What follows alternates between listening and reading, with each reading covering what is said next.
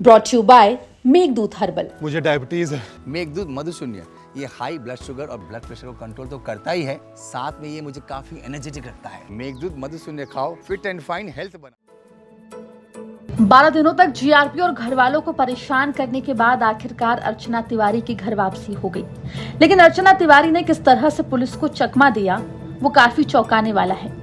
पेशे से वकील और सिविल जज की तैयारी कर रही अर्चना तिवारी ने अपने भागने के दौरान काफी शातिराना चाल चली थी।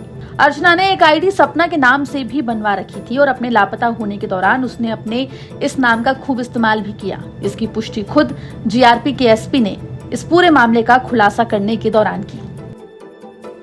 एक सपना नाम का एक अलग कोई इसका आधार कार्ड रखी हुई थी, मगर जब वो काठमांडू और वो बॉर्डर क्रॉस किया है उसने, तो बाय रोड क्रॉस किया है। उसके अंदर ये है कि जब सारांश, एक सेकंड, सारांश उसके साथ में था, तो सारांश का आईडी दिखाकर ही पूरी की पूरी गाड़ी पास हो गई, उसको आधार कार्ड दिखाने की जरूरत नहीं पड़ी।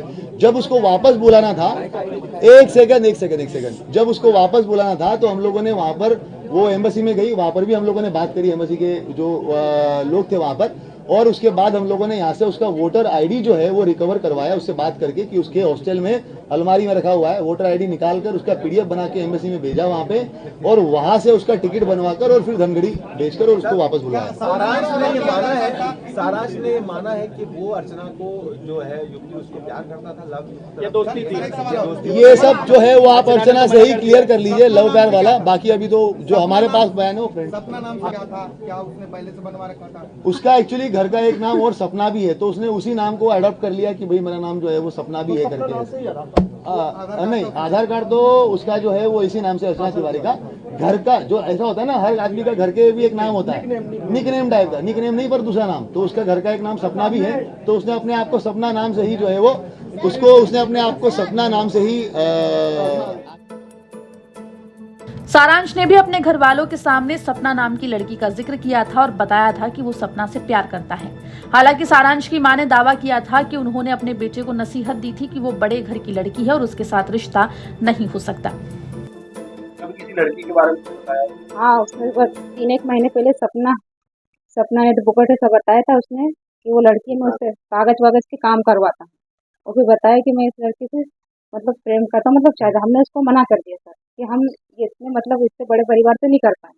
उसके बाद उसने बोल भी दिया कि हम हमें वैसे नहीं। अब उसके बीच में क्या हुआ सर, हमें कुछ नहीं मालूम इस बारे में। फिलहाल इस पूरे मामले का खुलासा हो गया है। अर्चना तिवारी की घर वापसी हो गई है। जीआरपी की टीम ने अर्चना को उसके घर वालों को सौंप दिया है।